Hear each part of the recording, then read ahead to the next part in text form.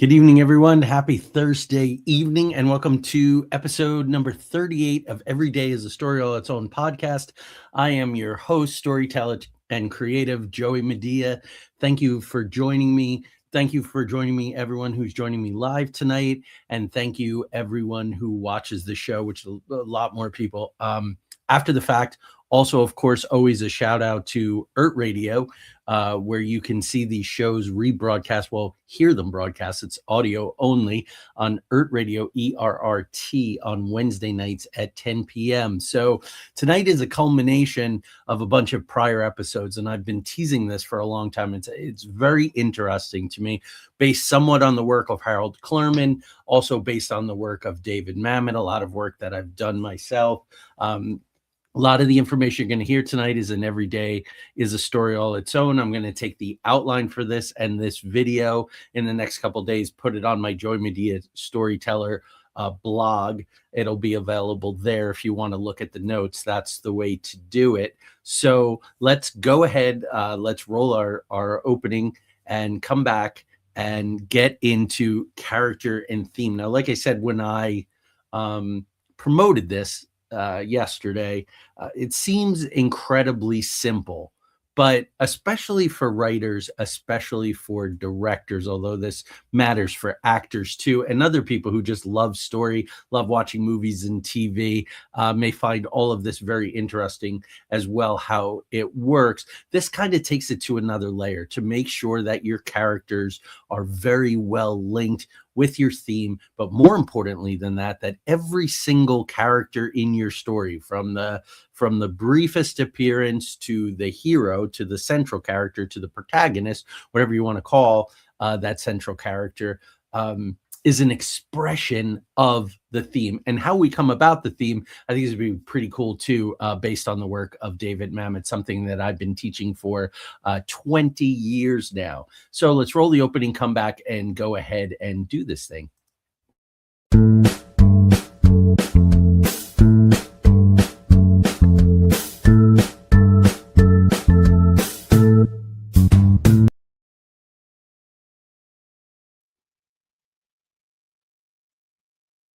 Now, there's things are always changing, and they're getting more and more difficult to deal with. But for the second week in a row, it doesn't look like my comments to people who are watching through Facebook, who is the largest portion of our audience by far, are able to see my comments, my answers to them. I have no idea why that is. Facebook is always changing things. They're deleting live videos now after 30 days. So anyway, I will shout out. So Tanya is saying from Facebook, hello, everyone. So I said hi there. It's only showing up right now on the YouTube.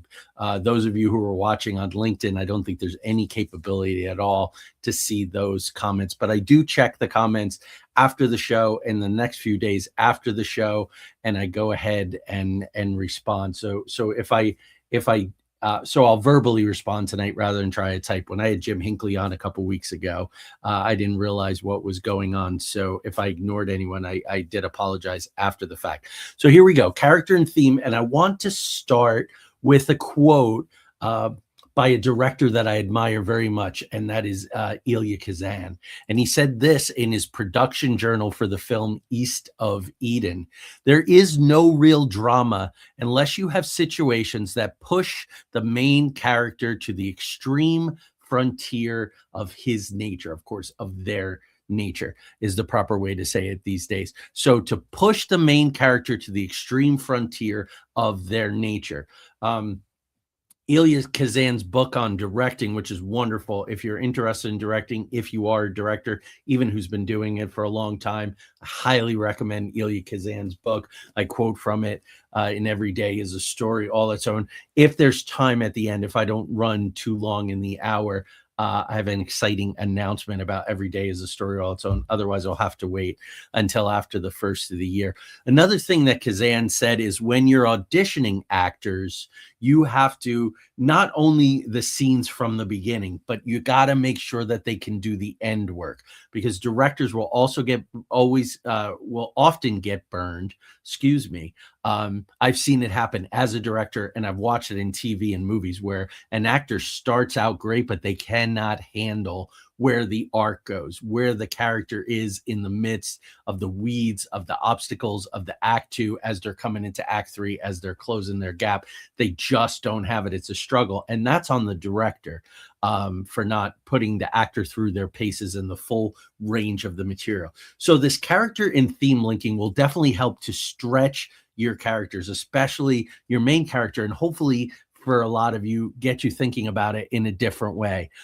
This, of course, builds primarily on the episode Fundamentals of Character from several weeks ago. Go back and check that out. If you didn't see that, this one will make a lot more sense. I'm only going to hit on a really few fundamental points, but that Fundamentals of Character covers archetypes, all other kinds of important things. My character worksheet, which again is in the book, all those different kinds of things.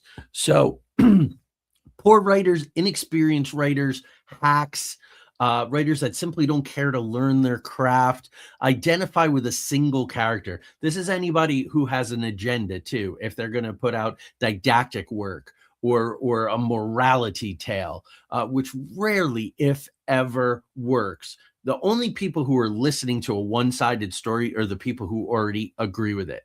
And that's the unfortunate echo chamber nature of social media. It's why there isn't true communication. No one's changing anybody's mind about anything. In some ways, they're causing them to reinforce and entrench. And that is because of this echo chamber effect. And that comes basically from identifying with only a single character, with a single point of view. And that character becomes the mouthpiece, quite frankly, for the author. And works like that, we can smell them from a mile away, and it's no good. And the storytelling always suffers. Why? Because it leads to dull explanatory speeches, and very much, like I said, didactic storytelling, which isn't really very good storytelling at all. The biggest thing to remember, the most important part whenever you're talking about character, and I talked about it several times in Fundamentals of Character, is a person is what they do, not what they say. And of course, this is applicable all across life. Everybody knows that.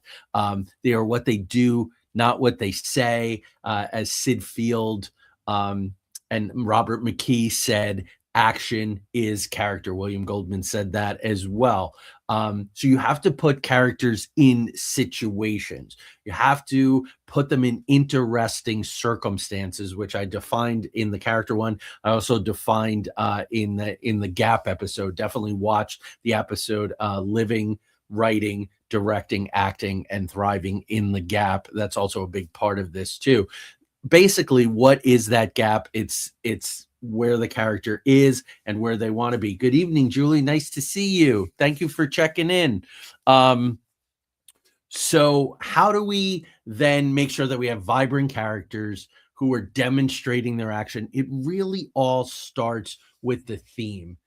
One way or another, all stories, some character studies maybe don't, but all stories start with the theme, the super objective, the spine. What is the story about? What is the main core of the story? It could be, and it relates to Boy Meets Girl, Stranger in a Strange Land. All of those different kinds of things are all expressions of a theme. So what we're going to do always is we're going to express the theme. Sometimes that manifests as the log line. The theme will definitely come out of, if there are practitioners out there who are using Pixar's way of writing log line, which is terrific. I always use that whenever I'm writing a new piece. So you're going to start with a theme. What you're going to do is you're going to write a concise one sentence description of your theme. This can be a maxim. It can be an other set. It could be another saying. It could be a phrase. Whatever you need it to be for you. Science can save us or can't save us.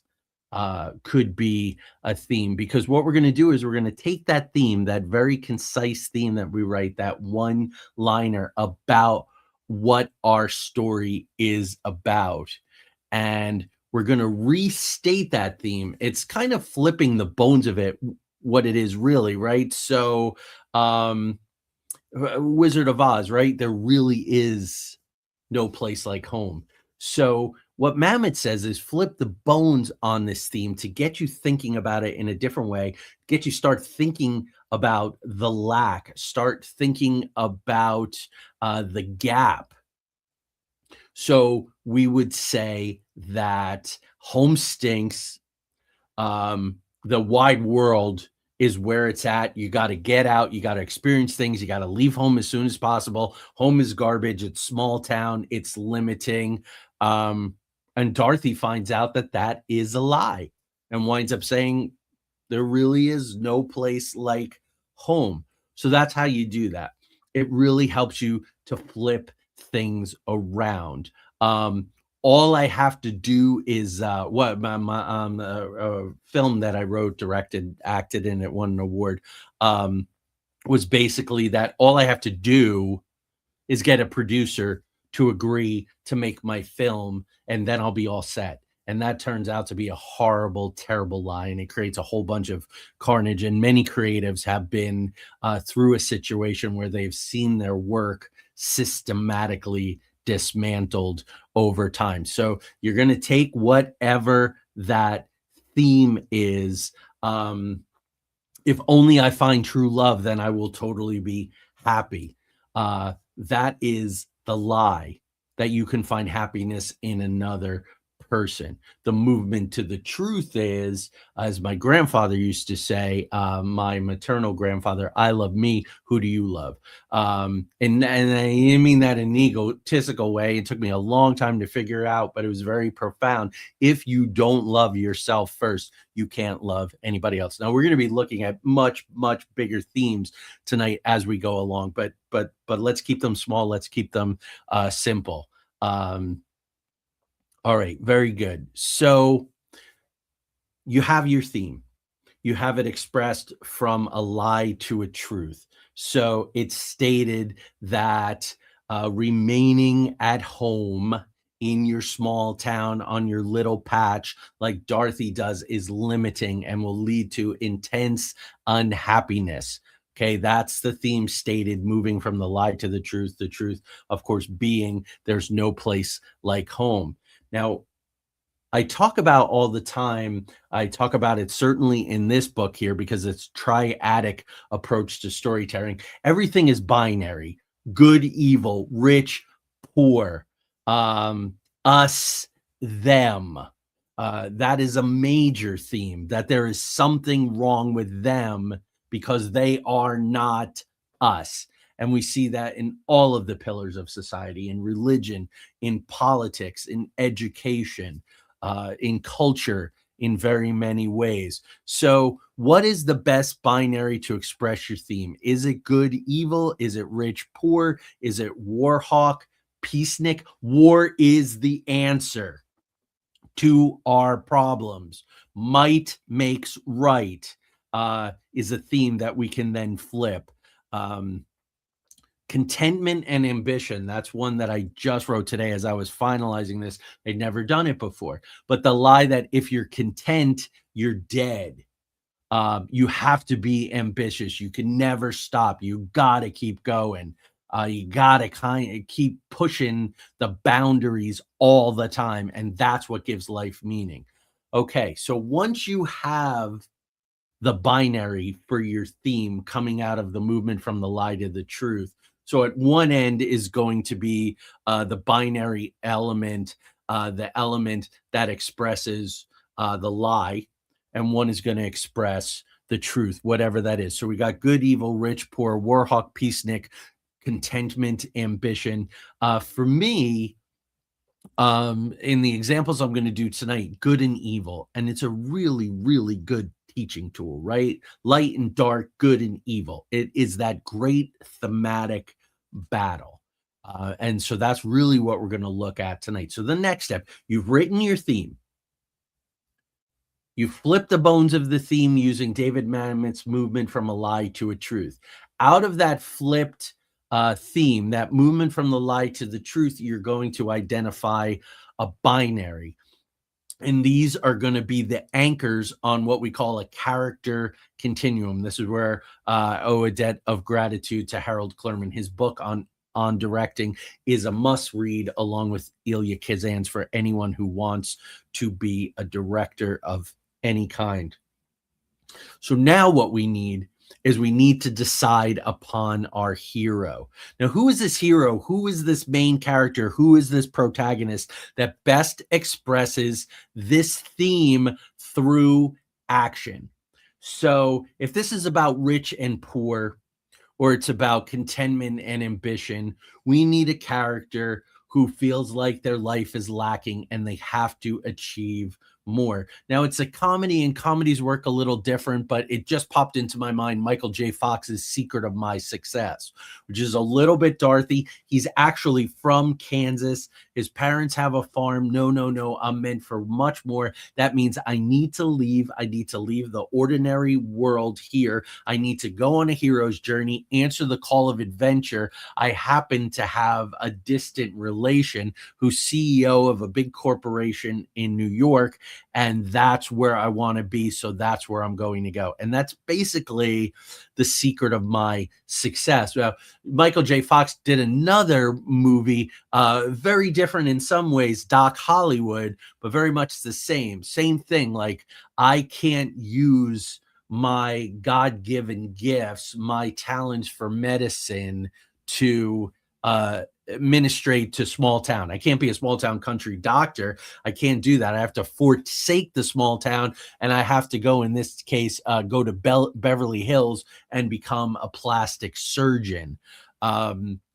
So that's that move from the lie to the truth.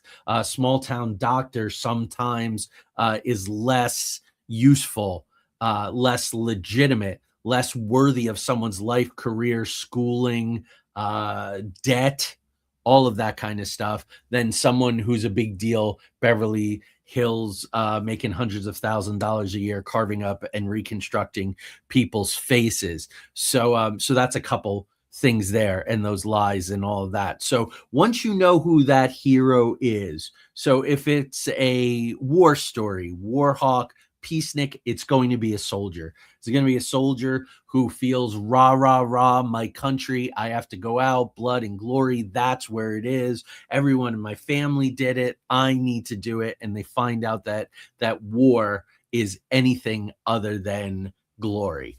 So that's how these things work here, move from the lie to the truth. And it's by seeing it firsthand. So we think of Full Metal Jacket, Platoon, movies like that, Gettysburg, with Prickett's Charge, General, gather your regiment, General, I have no regiment.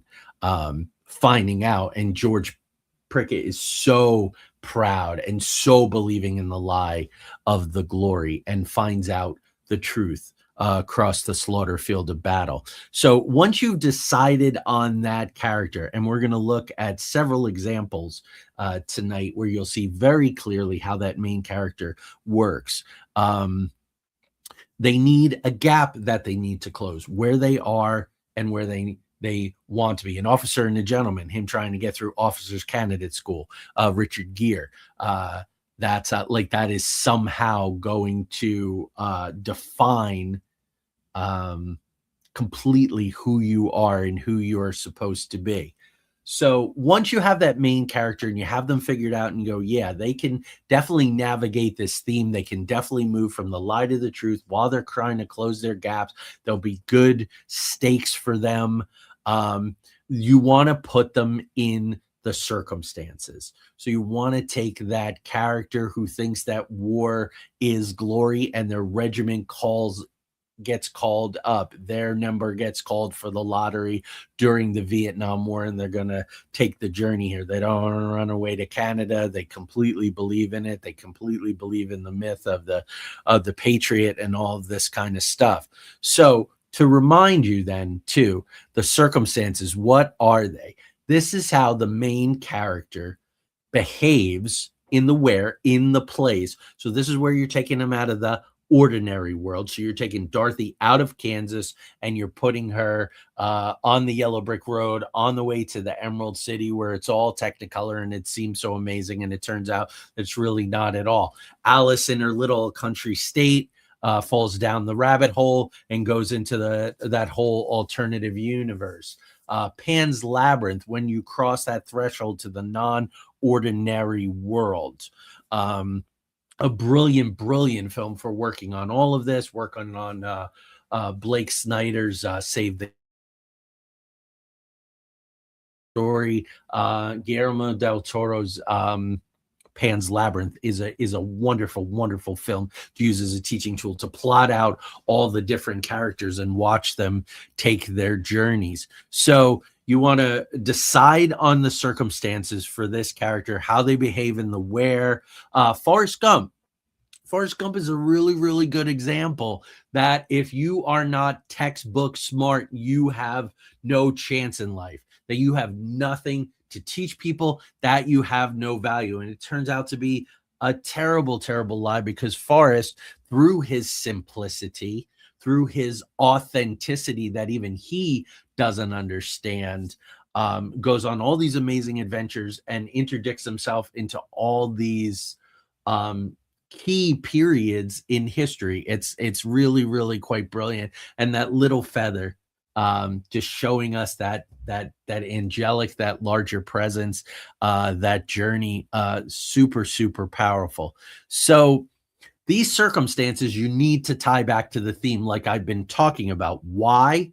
Because they're going to get triggered, that movement from the ordinary world to the non-ordinary world, when the hero answers the call of adventure, is through the inciting incident, that call to adventure, that thing that comes, getting called up for the draft, getting your regiment called up. So Prickett wants a chance at glory. When he is designated as the guy who's going to lead that charge across that killing field, that is his inciting incident for him. So a story like Gettysburg that is so big in scope will allow for there to be nested arcs. And Joshua Chamberlain played so well by, oh goodness gracious, Jeff is his first name, but played very, very well by that actor. Oh, he's in Dumb and Dumber, and he was in The Newsroom.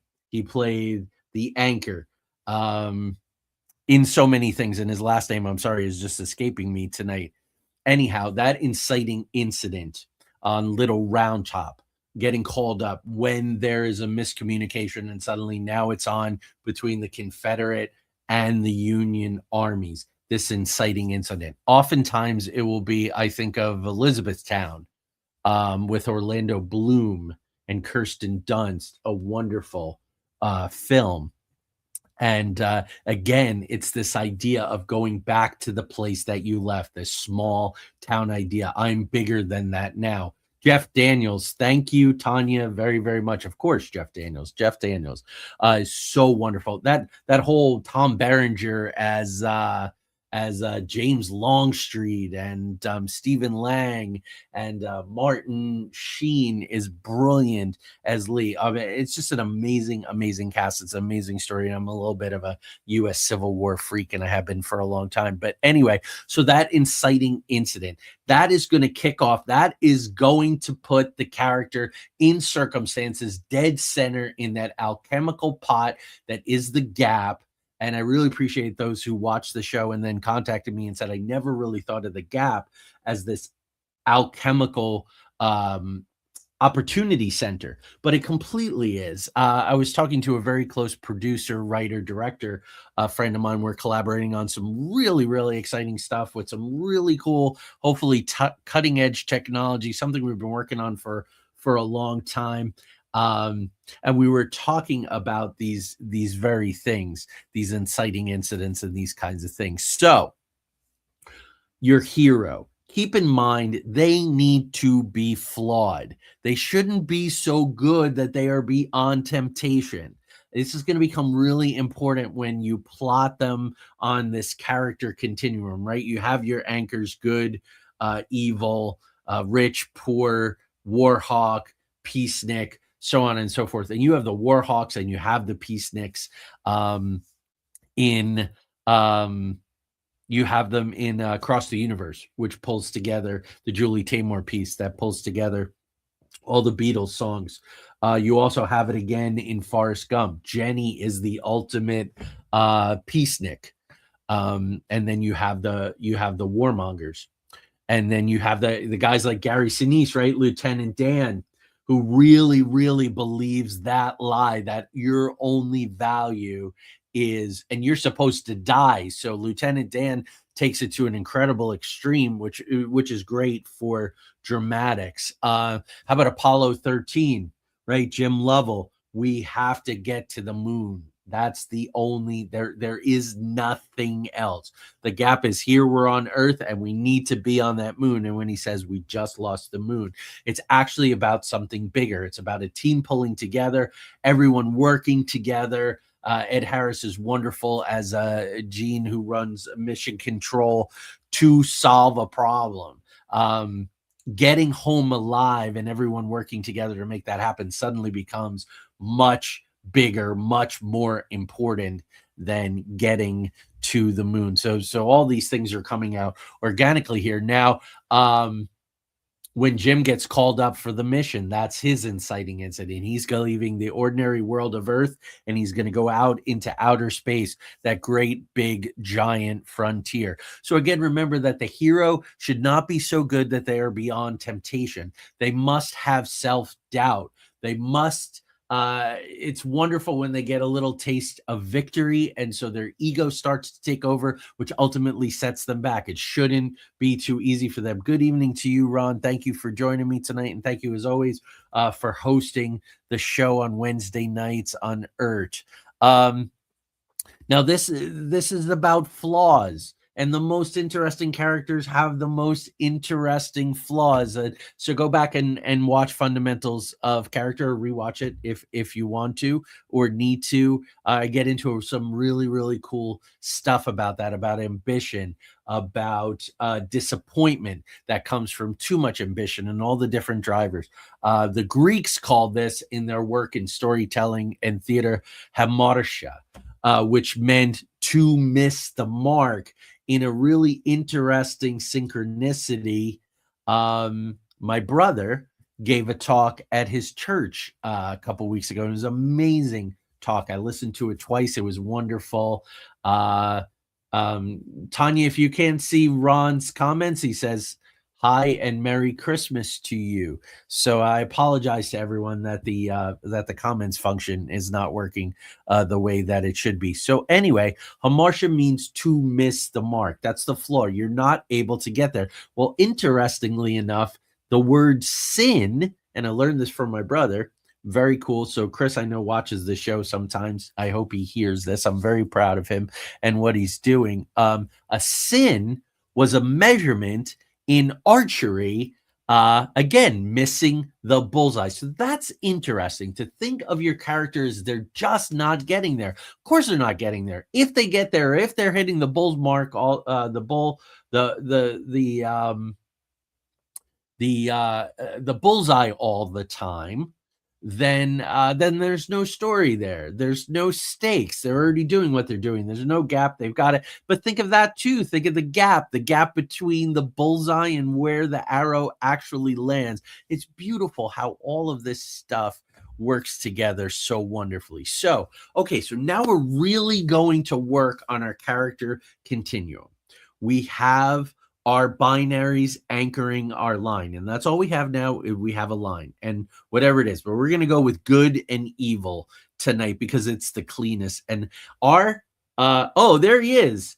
Blessed evening to all. Chris just showed up. It was perfect. Chris, I was just telling them about the talk you gave at your church, and you were talking about sin. The Greek word for a human flaw, or the fatal flaw of the character that we all have, is to miss the mark. So I was telling them about sin, and sin being a measurement from Old English, from archery days, of missing the mark. And we're all missing the mark all the time. That's what keeps us showing up. That's why we love the stories, because the person is trying to be a good father. They're trying to solve the case. They're trying to survive. They're trying to lead their men into death. Amen to you as well, brother. So your hero, of course, must be right in the middle. That's where we are. That's where life is. Life is not lived on the extremes, not socially, not politically, certainly, not anywhere. It is lived in the middle, and we move along the continuum. That's the big takeaway from tonight. That's the big takeaway of doing this kind of technical work with your characters and your themes. They're the character, this hero, this protagonist. They are the character with whom the audience should mostly identify, with their flaws, with the fact that they're not where they need to be. And why this is so important is about to come into play very soon. But this hero is answering the call of adventure through the inciting incident. I said that my brother's inciting incident to do the talk at church, which he never thought that he would do, being a lay person, was that someone asked him. They gave him the invitation. They said, hey, you really should do this talk. That is the inciting incident that took him from the ordinary world of the lay person to when he was on stage with a microphone in his hand and said, why me? Why am I here? Why do I have this microphone in my hand? This makes me think of Frodo. Why me? Why do I have to take the ring to Mount Doom? I'm just a hobbit. I like my, second breakfast, and I like the Shire. I like my ordinary world.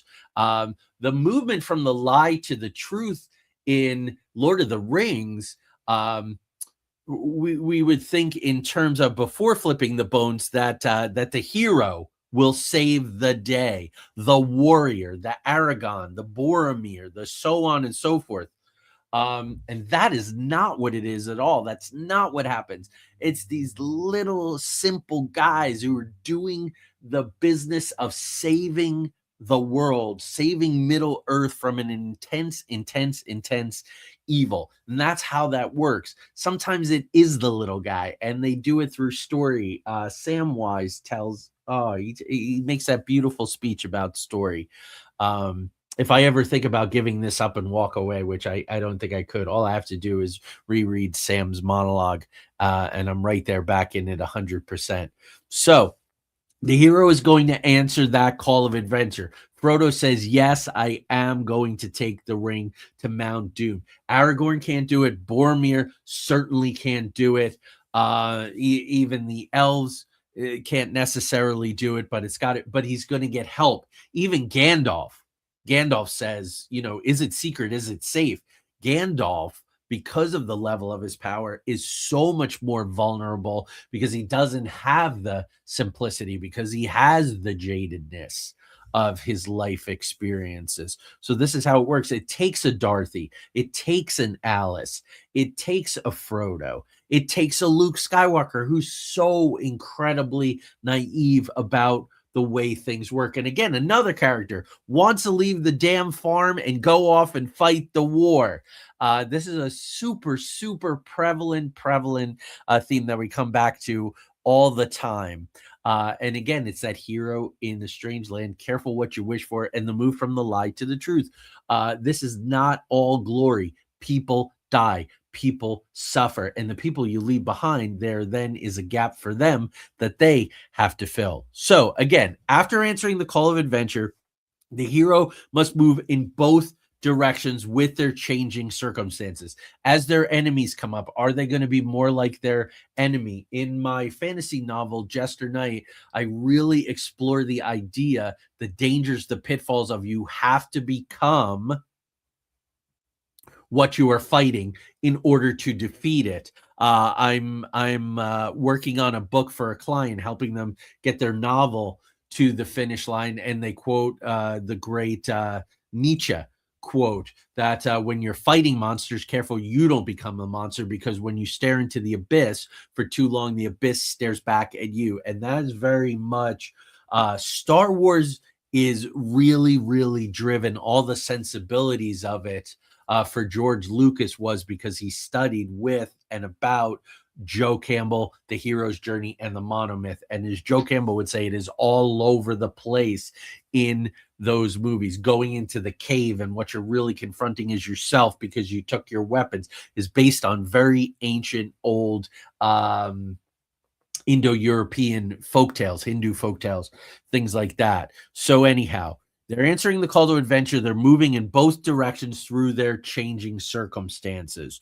As the stakes raise their behavior, and they're going to be pushing the boundaries. A good hero pushes the boundaries. They're navigating their wants, their needs, their desire to get from where they are to where they want to be, the gap. It's all happening in there. It's all happening in that alchemical cauldron of the gap through the circumstances, how the character behaves in the where.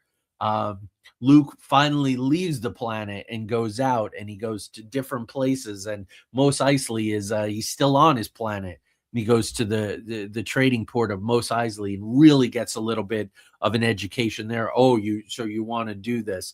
I'm going to talk about Han Solo, I think, in a little bit. But so now you have your hero in the center. You have your anchored binaries, your good and evil. We need to express them.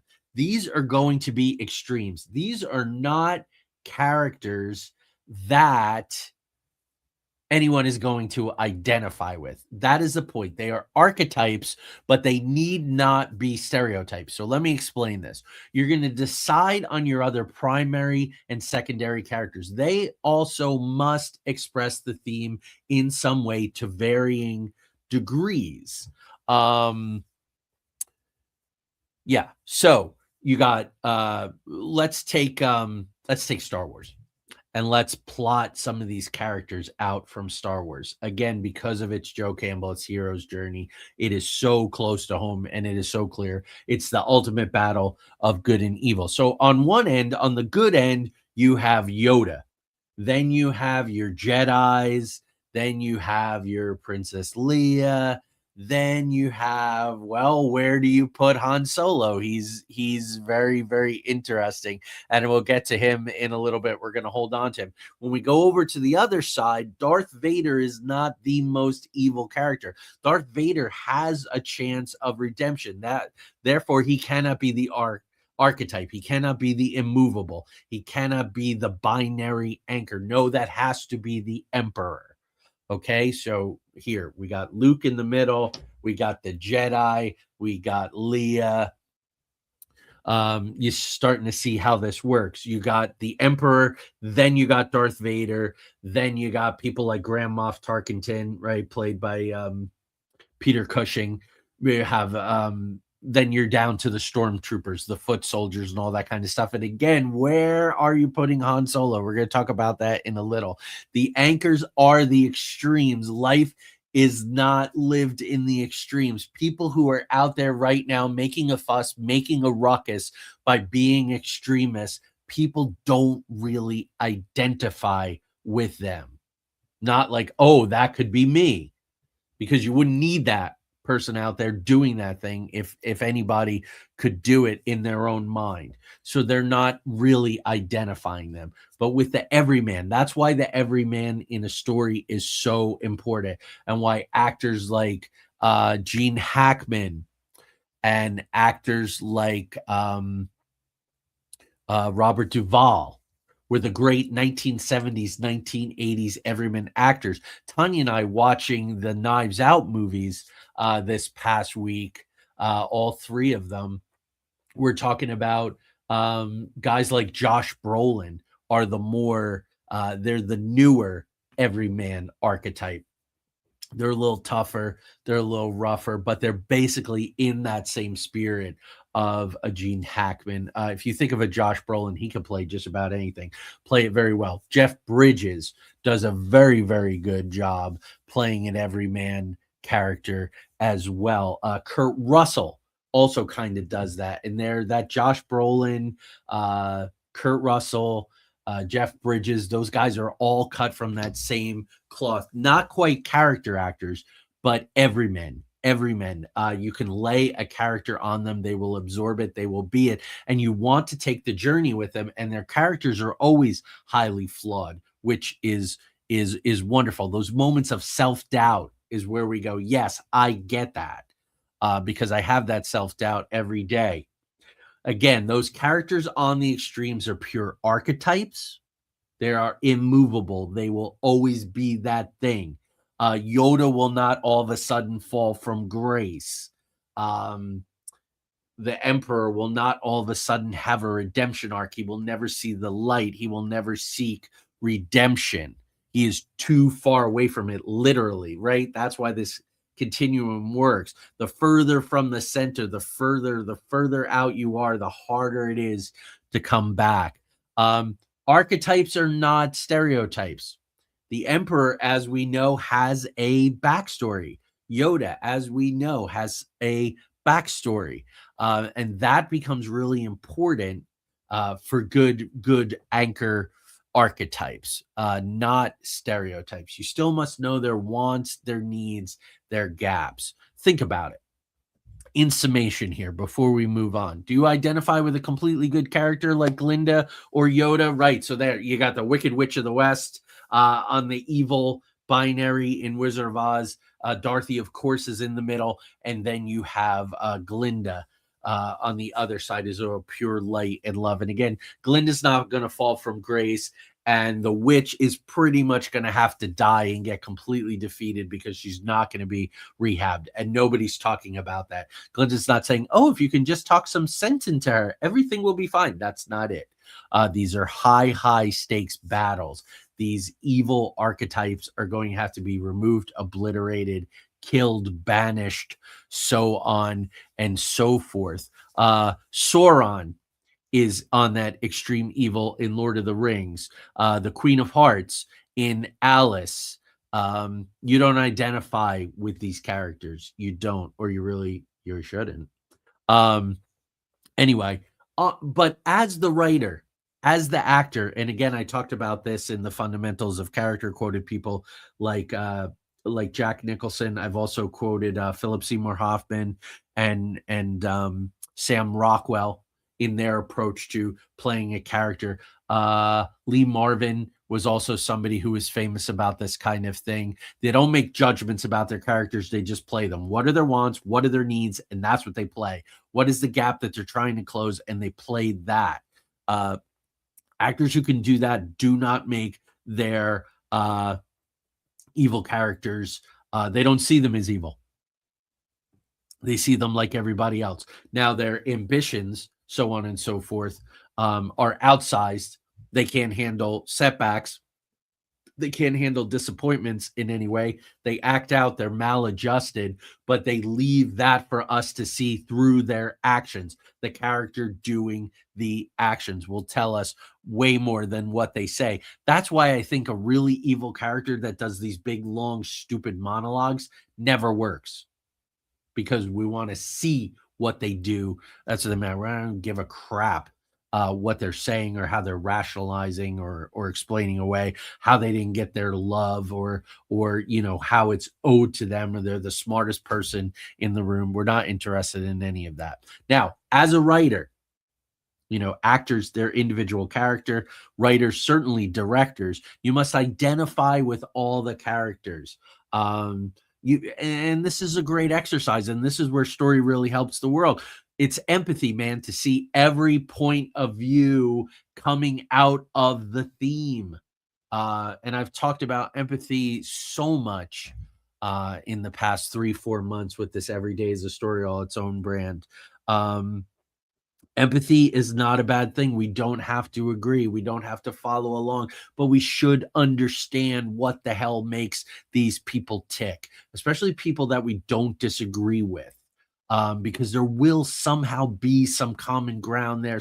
Okay, I identify with that on some kind of level. So identify with all your characters. Strong writers become the characters as the dialogue is written. I lifted this right from Fundamentals of Character because it needs to be said again.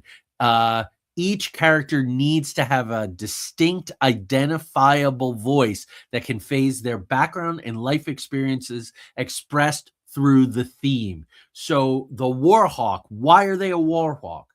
Because their family was murdered when they were a child. And so they devoted their life to be a soldier to protect everyone and to vanquish evil. That's really important. We understand where they constantly have their finger on the button. They constantly want to roll tanks. Tanya and I, a couple weeks ago, watched, I think it was from the early 2000s, but Greg Kinnear played JFK. It was called The Kennedys. It was very good. But the generals that Kennedy had around him during Bay of Pigs and during the 13 days, so the Cuban Missile Crisis, they want to roll tanks. That's what they do. That's their essence. Why? Now, in a story like that, we don't find that out. They're a secondary, tertiary character, but the actor who plays those characters should know it. Do the homework, do the biography, do the historical research, and find what made that person tick. This way, they're authentic. They're not just playing, this isn't how I started to love Stop Worrying and Love the Bomb. This isn't Doctor Strangelove, where they are these outsized archetypes to make a point. Your characters, you need to understand all of their wants, needs, and motivations with no judgment. That's a good thing. That's a way to practice empathy. Understand why they're doing what they're doing, and it's going to help you deal with it much better. And as a writer, director, actor, your storytelling is going to be so much more authentic. So Han Solo, I've been teasing him. He is one of the fascinating characters of all time, because on which side of Luke Skywalker do you put him? He has a redemption arc where I would say he leapfrogs Luke and goes from the evil side. He's never evil, but that morally questionable side over to the side of right and good. Come on, kid, let's blow this thing and go home. He suddenly starts to see the sense in it. So he has his mini redemption arc, which is terrific. I love that. He's interesting because in D&D terms, he is true or either or even chaotic neutral. And all my characters were always that. I wanted that room sometimes to do something a little shady, to enact the 5-finger discount, to maybe kill the dude who maybe didn't need to be killed, was asking to be killed, but from a moral perspective, probably could have gone to prison or something like that. No, we're going to dispense justice. And Han Solo is really interesting. He's such a fun character, such a good character in that way. So that really allows having those characters that are close to the main character who's also moving. So where are they in relation? It's an interesting thing where a character surpasses another character on the continuum, and a guy who was the kind of tough, brave guy, suddenly our hero gets his adrenaline up and all, gets a motivation because he saw something horrific and sort of leapfrogs them and goes even further for a time. And they go, whoa, dude, you got to chill out. You got to back down. You got to put your weapon down. You got to cool out, and you got to see some sense, because you're going in the wrong direction. That is excellent. That is really cool, high-level storytelling.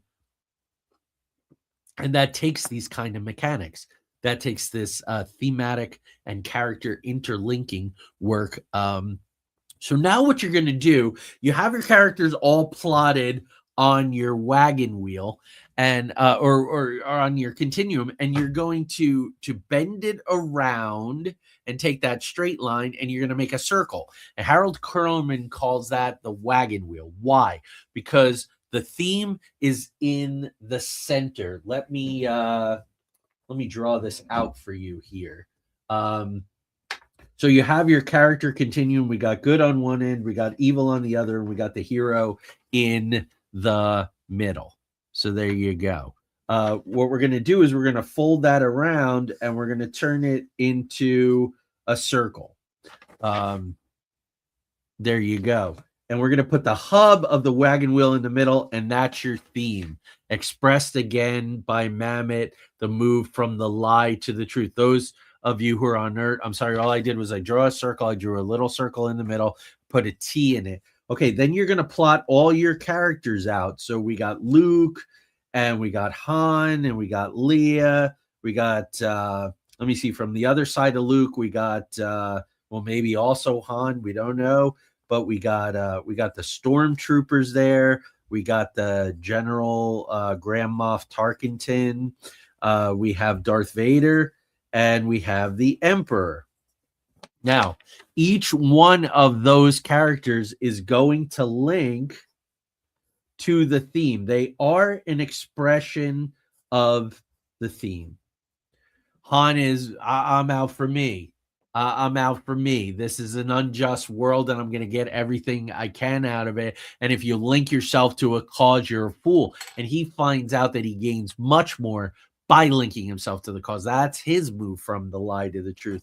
And you can see that in point of fact, it looks like a wagon wheel. And that's how that's done. So you spend that time to find out how every single one of those characters expresses the theme. So the hero, who is all wave possibility, can go in either direction. That's the beauty about Luke. Luke is being pulled to that dark side. Frodo has his crisis moment where he wants to hold on to the ring. It's his precious too, and not just Gollum's, and maybe he can't go through with it, and Sam becomes his anchor. Sam becomes his conscience, because Sam is closer to that pure truthfulness. He's more along the line. So who are the extremes? I said Sauron, anchor, Galadriel, right? The elf, somehow beyond time.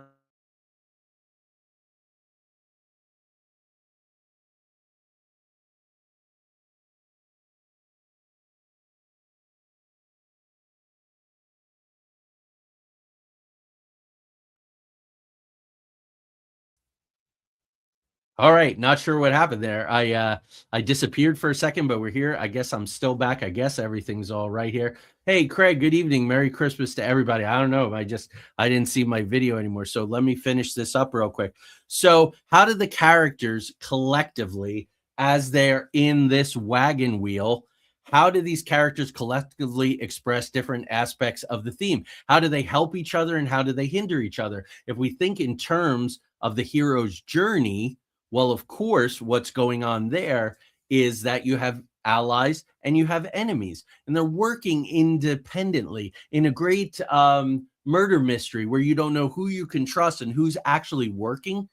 That's where you really need these wagon wheels, and that's right tied to the murder. Tanya and I, after watching all the Knives Out movies, now we're watching a whole bunch of Agatha Christie movies with Peter Ustinov. We're watching the newer ones with Kenneth Branagh, and that takes so much plotting. You can do the same thing here.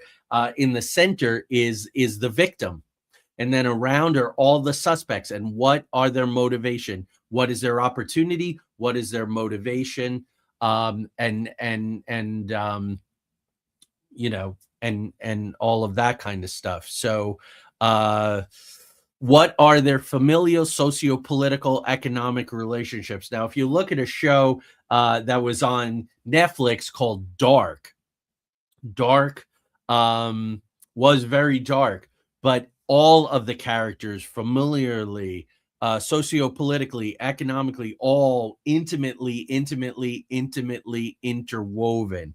It's very technical work. The way that Stephen King does Needful Things, which I think I talked about a couple weeks ago, maybe in the characters or the Gap episode, or possibly both, how they're all interlinked. What that shopkeeper, what his aim is to destroy this town. And of course, Leland is completely on that end of the evil, where you have the sheriff who's all the way to the right, because you have Bonnie Bedelia's character, because she's in so much pain that she will go over to the evil. She's sort of the Han Solo character in all of that, and everyone gets pushed all of the characters get pushed, their buttons get pushed, and they all get pushed to the evil side of the continuum, except for that sheriff who's the anchor. He stays forthright and kind of talks sense to the town. He's the immovable that makes sure that Leland doesn't succeed. So you can use this for great plot work, really intricate stuff for murder mysteries and high level concept things. So that is pretty much how all of that works. Again, in the Wizard of Oz, it's the Wicked Witch and Glinda on either end with Dorothy in the middle. Lord of the Rings, it's Sauron, Galadriel with Frodo in the middle. Star Wars, it's the Emperor Yoda with Luke in the middle. The lie to the truth in the Wizard of Oz, like I said, is the wider world is not always better than your little patch of dirt, is what you make of it. It's who you are and what your expressions are. So there you go. So this is the last live show of the year because, of course, next Thursday is Christmas. Merry Christmas to everyone. Happy Hanukkah, Kwanzaa, whatever you celebrate. If you celebrate nothing at all, that is fine too. Just enjoy the time if you get a little time off of work. We got the winter solstice coming up in some days. I'll be putting out a message to everyone on social media for a blessed solstice, longest night of the year. For Tanya and I, the day after Christmas, December 26th, is our 28th wedding anniversary. So we're going to be celebrating that. We're very excited for 27 years on our anniversary. And it started with when we went to see it in the movie theater. We got to see You've Got Mail. But stories change over time and they change with revisiting. And last year we watched it and we were like, this is really sketchy. He does some really, really terrible things and he still gets the girl in the end, and we no longer can sit with this. So we're moving to Breakfast at Tiffany's is going to be, I think, our new anniversary movie. At least it is going to be for this year. Good last one of 2025. Blessings of the season. Happy anniversary. Thank you, Shadow. My friend Shadow, I was talking about you and I and some things we're working on, some exciting things. Talking, of course, big, just broad strokes, no details at all, but hopefully those will come in time.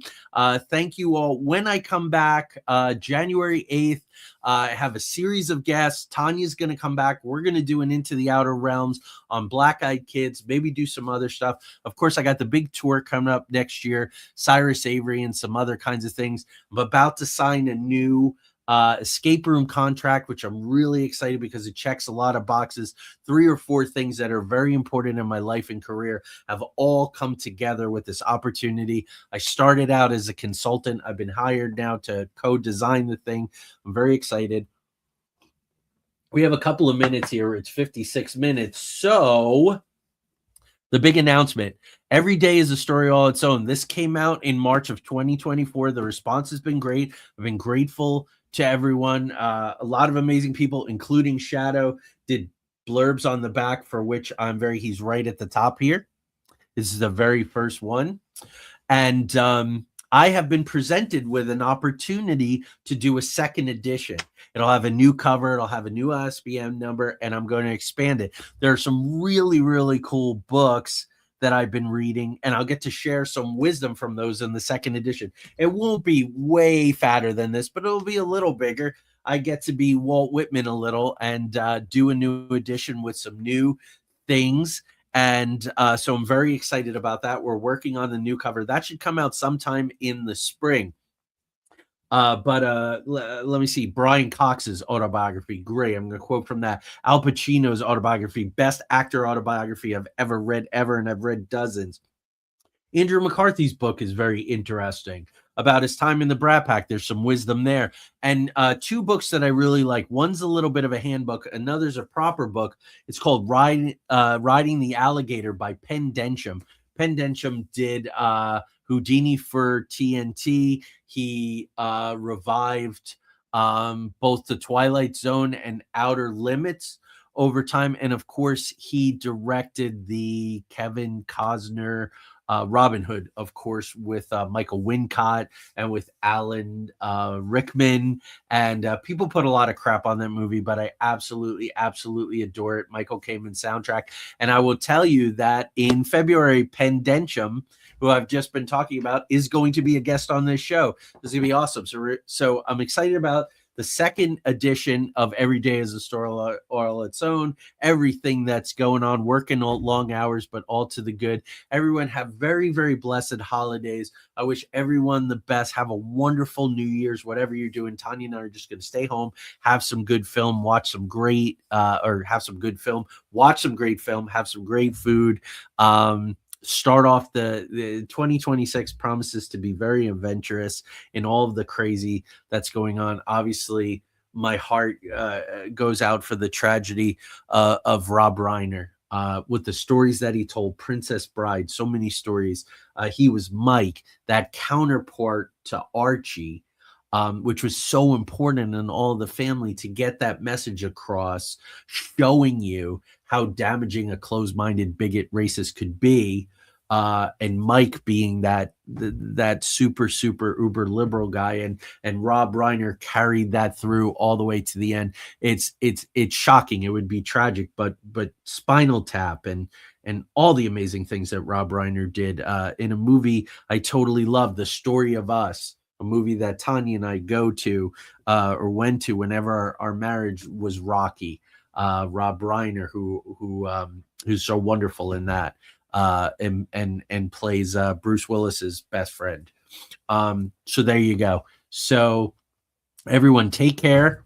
Talk to you soon. Thank you for watching. I have a special guest, Into the Outer Realms, talking about the Akashic Record. Also happens to be so Pendentium was nominated for an Oscar, and this is a 3-time Emmy winner coming back to the show for a second time. Mary Medeiros. Her new book is out now, which I happen to have right here, The Akashic Way, Living Through the Lens of the Akashic Records. Mary's going to be on and help me celebrate the 6th anniversary of Into the Outer Realms. Jack Bialik is going to be on the next week. Lost in Time, Our Forgotten and Vanishing Knowledge. Excellent book. He's going to be a guest. It's going to be another Into the Outer Realms episode. Of course, Pendentium will be an Every Day is a Story all its own episode. Then we're gonna get Tanya in here. So okay, so my outro is going on and on. So good night, everyone.